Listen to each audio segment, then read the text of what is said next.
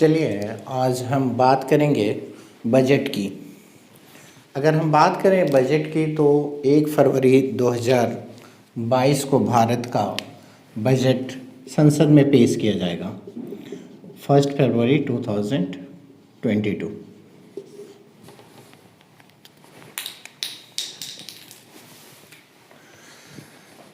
Budget जैसा कि आप समझते हैं, बजट का मतलब होता है एनुअल फाइनेंशियल स्टेटमेंट।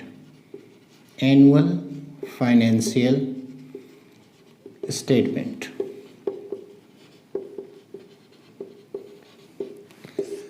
अगर हम अपने संविधान की बात करें, वहाँ भी कहीं भी बजट शब्द का प्रयोग नहीं किया गया है। वहाँ पे जो वर्ड यूज किया गया है आर्टिकल 112 में, वो वर्ड है annual financial statement. Annual financial statement, इसी वर्ड का यूज किया गया है बजट में। इसी वर्ड का यूज किया गया है आर्टिकल 112 में। बजट, हम अपने घर का बजट बनाते हैं,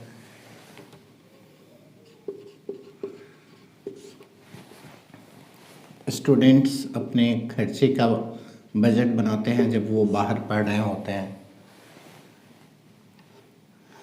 कोई फर्म है वो अपना बजट बनाती है, कोई कंपनी है उनका अपना बजट होता है।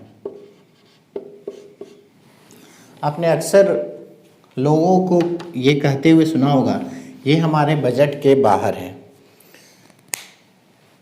इसका मतलब साफ है कि हम सभी बजट से वाकिफ़ हैं, लेकिन जब बात कंट्री के बजट की होती है तो उसमें काफ़ी सारे टेक्निकलिटीज़ होते हैं, और उन्हीं टेक्निकल टर्म्स और जो टेक्निकलिटीज़ है उसको हम समझने का प्रयास करेंगे।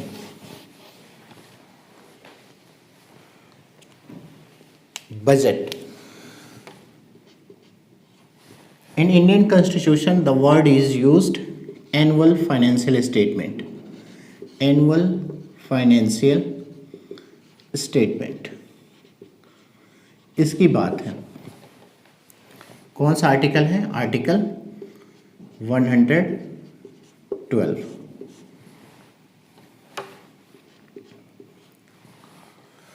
बेसिकली अगर हम बजट की बात करें तो बजट में 5 चीज़ों से मिलके बना है। पहला,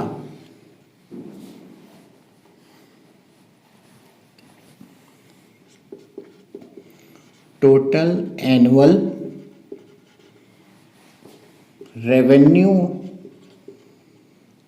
revenue and capital receipt.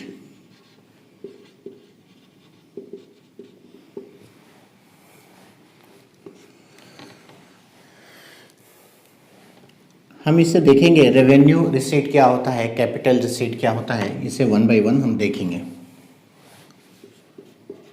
Total estimated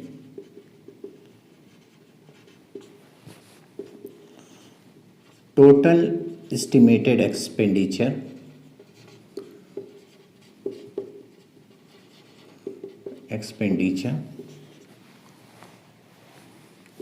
veg and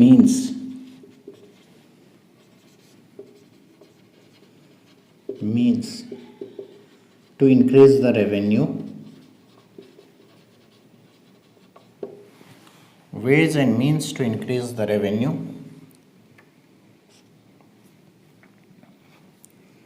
annual financial policy,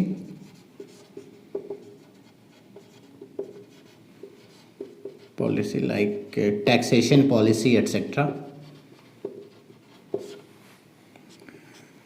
and actual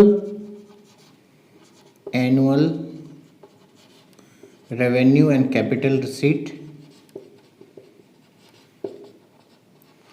and expenditures, means revenue and capital expenditure both। मतलब बजट जो है 5 चीज़ों से मिलके बना है। पहला, total estimated revenue and capital expenditure.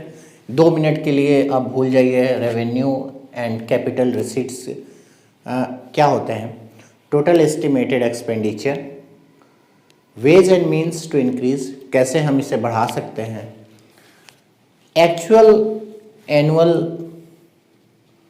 Receipts, जिसमें दोनों आ गए, that is revenue and capital receipts, और expenditures and annual financial policy, अगर कुछ टैक्सेशन चेंजेस वगैरह हैं तो। 2 मिनट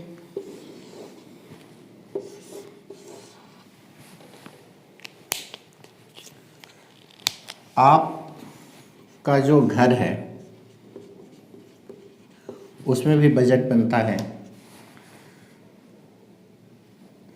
ग्रोसरी पे कितना खर्च होगा, शॉपिंग पे कितना होगा, एजुकेशन पे कितना होगा,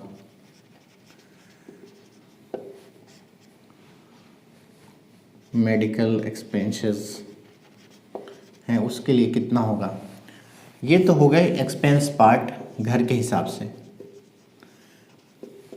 इनकम, सैलरीड हैं तो सैलरी ही मेन सोर्स है। फार्मर्स हैं तो फार्म इनकम है। कंपनी है तो कंपनी का इनकम है। फर्म है तो फर्म का इनकम है। सेल पे है। मैन्युफैक्चरिंग है तो मैन्युफैक्चरिंग ऑफ गुड्स कितने सेल हुए। ट्रेडिंग है तो सेल के ऊपर है। ये हो गया इनकम साइड और ये हो गया एक्सपेंसेस साइड। तो घर का तो बजट कुछ ऐसा होता है। जो देश का बजट होता है उसमें भी बस यही सारी बातें हैं। बस जो रिसीट्स है उसे 2 पार्ट में डिवाइड कर दिया गया है, वो है रेवेन्यू रिसीट और capital receipt. Receipt and capital receipt. कुछ सोर्सेज ऑफ इनकम इधर आ जाते हैं और कुछ जो है कैपिटल रिसीट में आ जाते हैं। हम 1 बाय 1 देखेंगे कौन से रेवेन्यू रिसीट माने जाएंगे, कौन से कैपिटल रिसीट माने जाते हैं। और इधर आ जाएंगे revenue expenditure and capital expenditure. उसके बाद हम बात कर लेंगे रेवेन्यू डेफिसिट की, कैपिटल डेफिसिट की और फिर फिस्कल डेफिसिट की।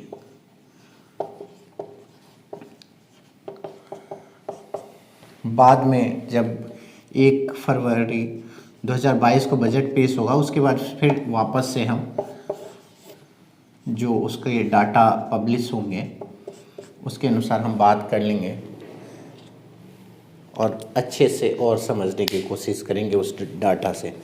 वो डाटा कहाँ से आया, कैसे आया। चलिए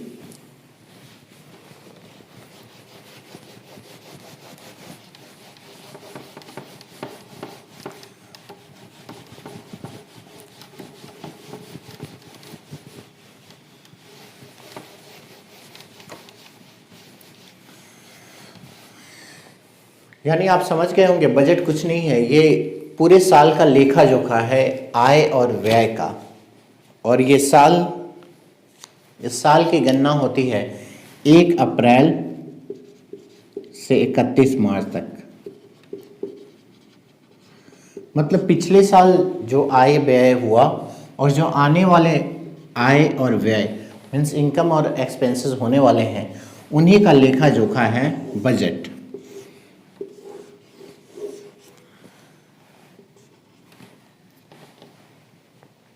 ओके, थोड़ा सा बजट कैसे पास होता है और क्या स्टेप्स हैं पार्लियामेंट में वो एक बार देख लेते हैं, फिर हम आते हैं रेवेन्यू एंड कैपिटल रिसीट पे।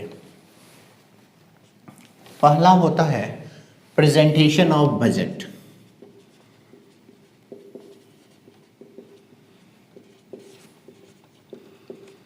बजट जो है फाइनेंस मिनिस्टर पेश करते हैं।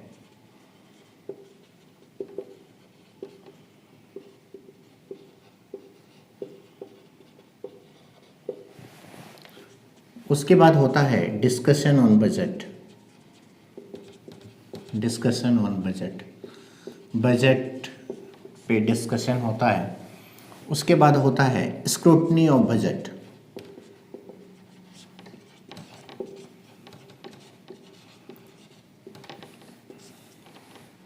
Voting on grant, voting on demand, और जब वोटिंग हो जाता है तो उसको ग्रांट बोलते हैं।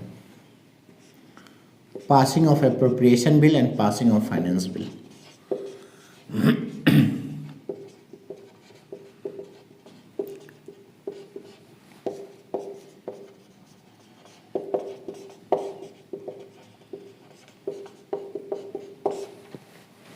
बड़ा सिंपल है। बजट जो है वित्त मंत्री द्वारा पेश किया जाता है संसद में, उसके बाद संसद के दोनों सदनों में इसकी चर्चा होती है। उसके बाद कुछ कमिटीज़ हैं, स्टैंडिंग कमिटीज़, उनके पास जाता है बजट स्क्रूटनी के लिए, और वापस इन पे वोटिंग होती है, वोटिंग ऑन डिमांड। जो अलग अलग मिनिस्ट्रीज को एलोकेशन है उसके ऊपर वोटिंग होती है ऑन ईच डिमांड। उसके बाद बिल को पास किया जाता है और कोई टैक्सेशन वगैरह पॉलिसी वगैरह है। एप्रोप्रिएशन बिल बेसिकली डील करता है एक्सपेंडिचर साइड से, expenditure side of the budget, और ये income side of the budget, passing of the finance bill.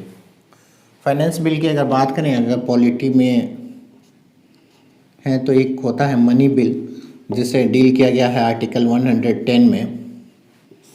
उसके बाद फाइनेंस बिल फर्स्ट,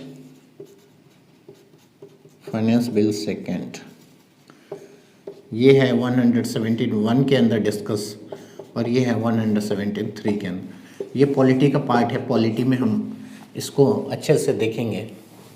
मोटा मोटा ये प्रोसीजर है।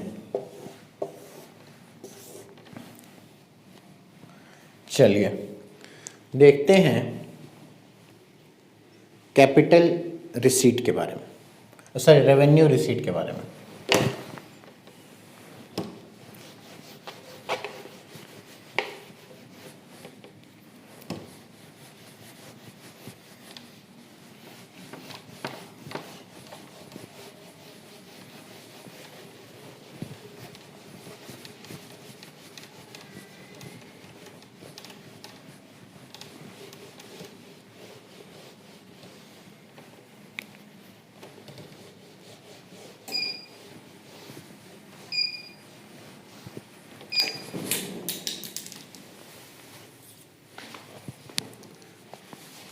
चलिए बात करेंगे रेवेन्यू की। रेवेन्यू ये इनकम जनरेशन है। ये रेवेन्यू एक ऐसा इनकम जनरेशन है जिसमें liability, there is no increase in liability, that is revenue.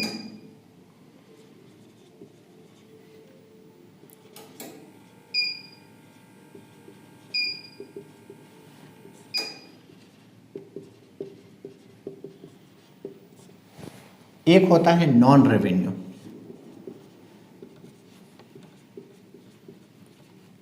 Income generation which leads to increase in liability, जिससे लायबिलिटी बढ़ती है। इनकम भी होगा, लायबिलिटी भी बढ़ेगी। जैसे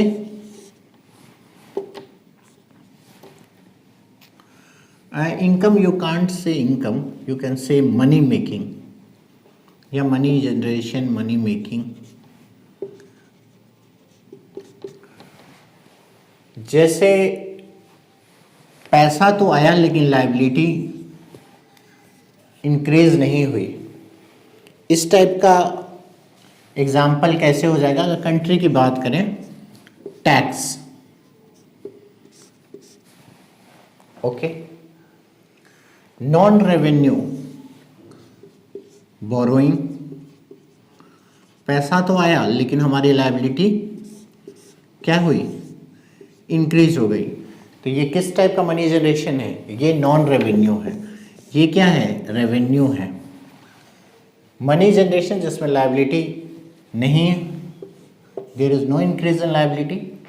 और नॉन रेवेन्यू का मतलब है पैसा तो आया लेकिन हमारी लायबिलिटी भी इंक्रीज हो जाए, जैसे बोरोइंग, पैसा भी आया और लायबिलिटी भी इंक्रीज हो गई। ये जो नॉन रेवेन्यू है, इसी टाइप के इनकम जनरेशन सोर्सेज को हम बोलते हैं कैपिटल रिसीट। इसके थ्रू जो भी आते हैं, जो भी रेवेन्यू के अलावा है वो सारे नॉन रेवेन्यू है, नॉन रेवेन्यू ही कैपिटल है।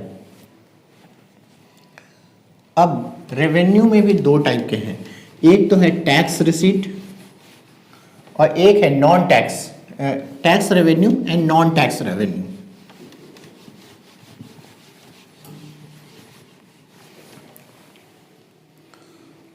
अगर हम रेवेन्यू रिसीट की बात करें तो इसमें दो आ जाते हैं, एक तो आ जाता है tax receipt, tax revenue receipt, and एक आ जाता है non tax revenue receipt. Tax revenue receipt का मतलब है जो भी इनकम टैक्स से आ रही है, टैक्स मतलब इनकम टैक्स, जीएसटी वगैरह, इन सब से जो भी इनकम आ रही है, they are the part of the tax receipt. वो किसके पार्ट हैं?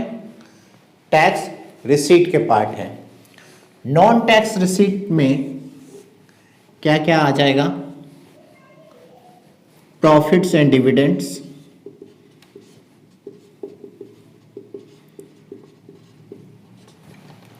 पीएसयूज वगैरह जो हैं, इनको जो प्रॉफिट होता है, उनके जो डिविडेंड्स ये देते हैं गवर्नमेंट को, वो किसका पार्ट है? वो है नॉन टैक्स रिसीट का पार्ट। और वो क्या है? लायबिलिटी इंक्रीज होगी क्या? ये तो केवल इनकम ही आएगा, लायबिलिटी तो इंक्रीज नहीं होगी, तो ये क्या होगा? नॉन टैक्स रिसीट होगा, नॉन टैक्स रेवेन्यू रिसीट होगा। प्रॉफिट एंड डिविडेंड्स पीएसयू के जो आएंगे वो क्या होंगे? वो सारे क्या होंगे? रेवेन्यू रिसीट्स होंगे। दूसरा इंटरेस्ट। इंटरेस्ट जो है, सरकार ने स्टेट को दिया था पैसा या फॉरेन कंट्री को कुछ पैसा दिया था एज अ लोन, और वो पैसे, उन पैसों का इंटरेस्ट आ रहा है, तो वो किसका पार्ट होगा? वो रेवेन्यू रिसीट का पार्ट होगा। और वो क्या है? वो भी इनकम है, पैसा तो आया, लायबिलिटी इंक्रीज हुई क्या? नहीं हुई, मतलब क्या है? रेवेन्यू रिसीट है। तीसरा ग्रांट। ग्रांट्स का मतलब है फॉरेन, अगर हम सेंट्रल गवर्नमेंट की बात करें तो एक्सटर्नल ग्रांट्स होते हैं, मतलब बाहर से कुछ मिला, बाहर से मतलब विदेश से कुछ ग्रांट्स मिले, तो वो क्या है? वो भी इनकम का पार्ट है। और वो क्या है? रिसीट का पार्ट है। पेनल्टीज, पेनल्टीज इम्पोज करके अगर कुछ पैसे आए तो वो किसका पार्ट है? वो भी रेवेन्यू रिसीट का पार्ट है। इसके बाद general physical services. Physical services में क्या आ गया? स्टैम्प्स, स्टैम्प बेचने पे जो पैसा आया, प्रिंटिंग ऑफ मनी, इनसे जो पैसा,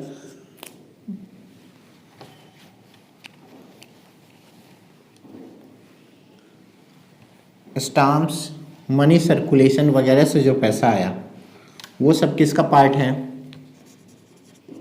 वो सब फिजिकल पॉलिसी फिजिकल रिसीट का पार्ट है। इसके बाद general services, banking, insurance etcetera, इनसे जो पैसा आया, ये भी किसका पार्ट है? रेवेन्यू रिसीट का पार्ट है। आप समझ गए होंगे रेवेन्यू रिसीट का मतलब क्या है। मतलब वह इनकम, वैसी प्राप्तियां जिसमें क्या है? लायबिलिटी नहीं बढ़े, हमारी देनदारी नहीं बढ़े। प्रॉफिट एंड डिविडेंड, पीएसयू पैसा देंगे, जो प्रॉफिट में होगा या डिविडेंड जो सरकार को पे करेंगे, उसे लायबिलिटी बढ़ेगी क्या? नहीं बढ़ेगी, रेवेन्यू रिसीट का पार्ट है। इंटरेस्ट, सरकार ने किसी को लोन दिया था, या तो स्टेट को दिया था या तो फॉरेन कंट्री को दिया था, उससे जो इंटरेस्ट आ रहा है वो किसका पार्ट है? रेवेन्यू रिसीट का पार्ट है। ग्रांट्स, बाहर से कुछ पैसे अनुदान में मिले थे, वो किसका पार्ट है? रेवेन्यू रिसीट का पार्ट है। स्टाम्प बेचने पे जो पैसा मिला वो किसका पार्ट है? वो भी रेवेन्यू रिसीट का पार्ट है। बैंकिंग, इंश्योरेंस वगैरह प्रोडक्ट्स सेल करने पे जो पैसा मिला वो भी क्या है? रेवेन्यू रिसीट का पार्ट है। अब हमने देखा, जब हम देख रहे थे पार्ट्स ऑफ बजट, उसमें क्या था? Revenue, it is the estimate of the revenue and capital receipt। दूसरा क्या था? estimation of expenditure।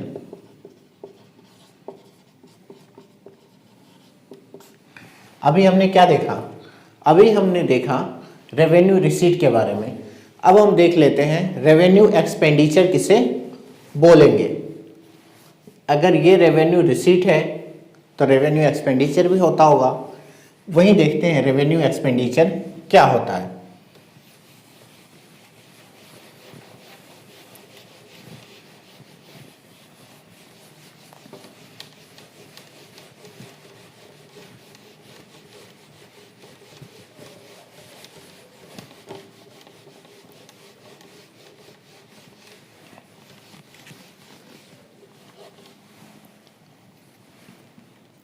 Revenue expenditure जो है ये उस टाइप के एक्सपेंडिचर हैं जिनसे कोई प्रोडक्टिव एसेट तो क्रिएट नहीं होता, कोई एसेट तो क्रिएट नहीं होगा, but they are important for running the government. सरकार चलाने के लिए अति महत्वपूर्ण है, देश चलाने के लिए अति महत्वपूर्ण है। वो क्या है? रेवेन्यू एक्सपेंड, वैसे खर्चे जो सरकार चलाने के लिए अति महत्वपूर्ण हैं, कोई एसेट क्रिएट नहीं होता, वैसे एक्सपेंडिचर्स को हम क्या बोलते हैं? Revenue expenditures. क्या बोलते हैं? Revenue expenditure. तो कौन कौन से खर्चे आएंगे रेवेन्यू एक्सपेंडिचर में, देखते हैं।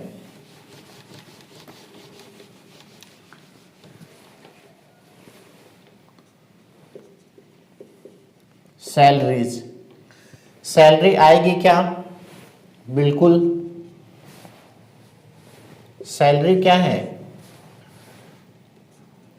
स्टाफ्स को जो सैलरी दी जाती है वो क्या है? Revenue expenditure. कोई एसेट तो क्रिएट नहीं हुआ, but they are important for running the government, running the business. उसके बाद क्या है? सब्सिडीज, फर्टिलाइजर सब्सिडी,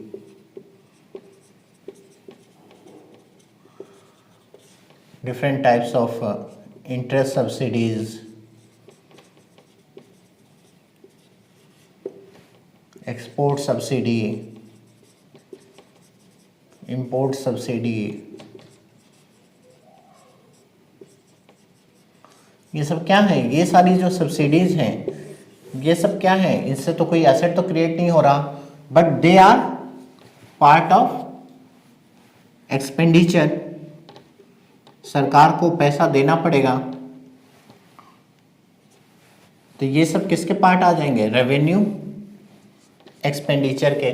सैलरी हो गया, डिफेंस, डिफेंस में दोनों ही आते हैं, capital expenditure and revenue expenditure. Capitals, arms वगैरह जो खरीदने होंगे उसके लिए तो आर्म्स हैं, टैंक्स हैं, फाइटर प्लेन्स हैं, ये सब जो हैं ये कैपिटल एक्सपेंडिचर में आएंगे। लेकिन day to day expenses of the defence ये किस में आएंगे? ये रेवेन्यू एक्सपेंडिचर में आएंगे। सैलरी हो गया, सब्सिडी हो गया, डिफेंस हो गया, law and order maintaining, law and order, salaries, subsidies, defence, law and order, कानून व्यवस्था बनाए रखने के लिए जो पैसे उन पे खर्च होंगे वो भी किस में आएंगे, रेवेन्यू एक्सपेंडिचर में आएंगे, रेवेन्यू एक्सपेंडिचर में आएंगे। उसके अलावा क्या आएगा, कुछ सोशल सर्विसेज, कुछ सोशल सर्विसेज या grants to other nation, other nation या स्टेट, ये भी किस में आएगा, रेवेन्यू एक्सपेंडिचर में। रेवेन्यू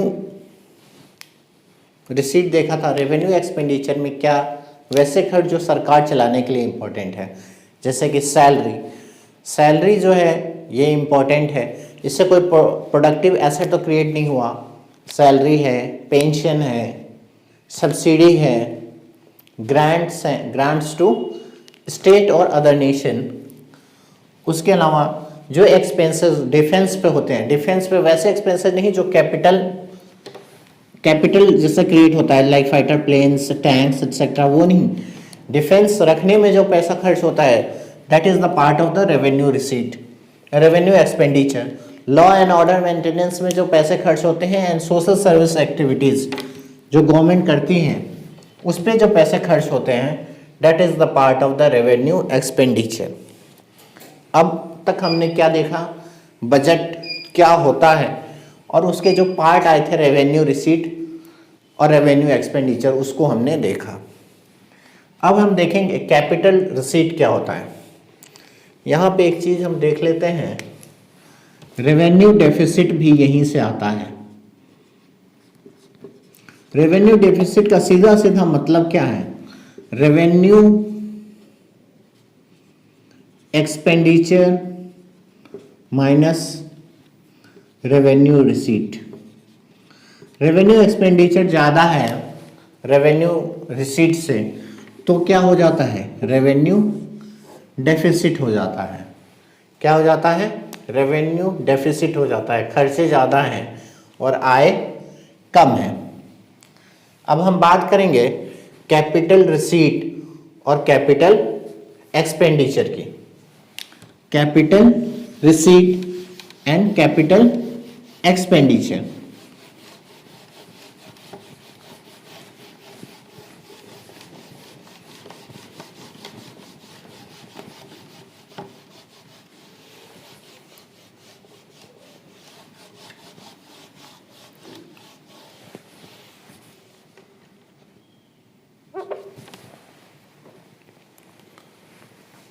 कैपिटल रिसीट,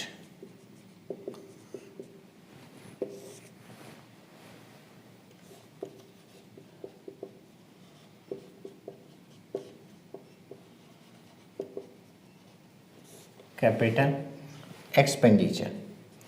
हमने देखा था कि कहीं बाहर हमने कोई पैसा दे रखा है और उससे जो इंटरेस्ट आ रहा है that is the part of revenue receipt, लेकिन उसका कैपिटल पार्ट हमारे पास आ गया, प्रिंसिपल पार्ट आ गया वापस, that is the part of what, that is the part of the capital receipt.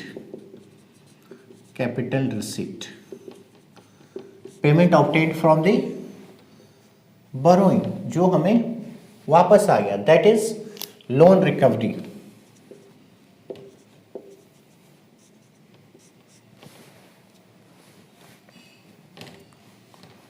Loan recovery. उसके बाद जो है एक्सटर्नल हमने बोरोइंग कर ली, एक्सटर्नल बोरोइंग, जैसे कि हमने आरबीआई से पैसा ले लिया या फिर आईएमएफ से, वर्ल्ड बैंक से। ये सब क्या है, ये सब क्या है, they are the part of borrowing. Liability हमारी बढ़ गई, that is the part of what, capital receipt. उसके बाद कुछ जैसे पीएफ है, पीएफ का जो पैसा है, सीनियर सिटीजन सेविंग स्कीम का पैसा है, केवीपी का पैसा है, ये कुछ स्कीम्स हैं जो कि वेरियस फाइनेंशियल इंस्टीट्यूशंस द्वारा इम्प्लीमेंट होती हैं, और ये जो है ये पैसा जो है वापस हमें देना होता है। फिलहाल तो ये पैसा आ गया, that is the part of the receipt, but in future you have liability. Receipt तो आ गया और साथ में लायबिलिटी भी आई है, that is the part of capital receipt.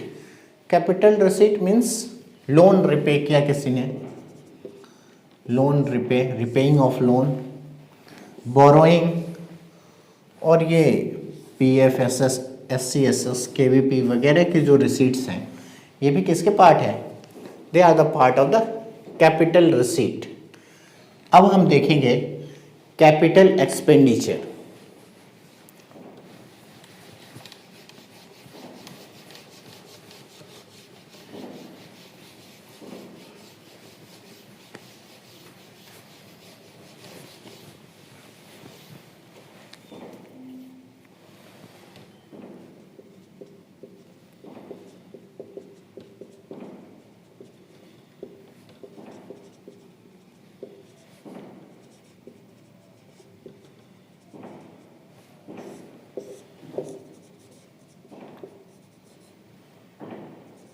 Capital expenditure, हमने किसी को लोन दिया, वो किसका पार्ट है? That is the part of the capital expenditure. वो किसका पार्ट है? वो कैपिटल एक्सपेंडिचर का पार्ट है। हमने किसको दिया? या तो स्टेट को दिया या फिर फॉरेन कंट्रीज। लोन रिपेमेंट, हमने कहीं से लोन लिया था और उसको हमने चुका दिया, that is the part of what? Capital expenditure.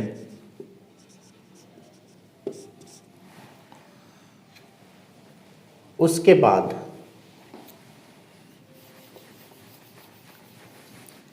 Infrastructure projects, बड़े बड़े ह्यूज कैपिटल जिसमें यूज होते हैं, उन पे जो खर्च हो रहा है वो क्या है? Capital expenditure. वो क्या है? वो है कैपिटल एक्सपेंडिचर। इसका मतलब है revenue receipt,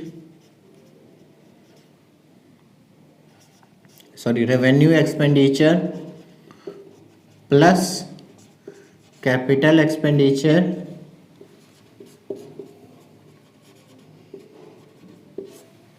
minus revenue receipt plus capital receipt. ये क्या हो गया? यही हो गया fiscal deficit. Fiscal deficit, revenue receipt plus capital expenditure minus revenue receipt plus capital receipt. ये क्या हो गया? ये हो गया फिस्कल डेफिसिट। इसका मतलब बजट जो है ये पूरा ब्यौरा है, पैसा कहाँ से आएगा, कहाँ जाएगा, यही है पूरा बजट।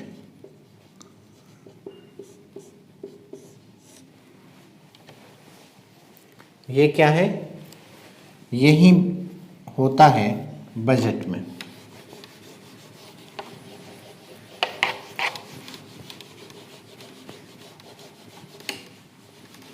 इस वीडियो में हमने समझा बजट, रिसीट्स, एक्सपेंडिचर वगैरह के बारे में। अब जो इसका पॉलिटी का पार्ट है, पॉलिटी का पार्ट है, कॉन्स्टिट्यूशनल प्रोविजंस हैं, इसको हम नेक्स्ट वीडियो में देखते हैं। नेक्स्ट वीडियो में हम देखते हैं इसके कॉन्स्टिट्यूशनल एस्पेक्ट को।